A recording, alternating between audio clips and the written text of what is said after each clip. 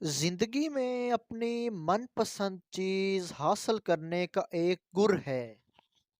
جس چیز کی طلب ہے اسے بانٹ دو، اسے اپنے پاس چھپا کے نہ رکھو، دوسروں کو دے دو۔ اس طرح وہ چیز پلٹ کر آپ کے پاس آ جائے گی۔ یعنی علم چاہیے ہے تو جو علم اللہ نے آپ کو دیا ہے اسے اللہ کے بندوں میں بانٹ دو۔ محبت چاہیے تو اللہ کے بندوں میں محبت بانٹ دو۔ عزت چاہیے تو اللہ کے بندوں کو عزت دو۔ یعنی جو چاہیے وہ اللہ کے بندوں کو دینا شروع کر دو۔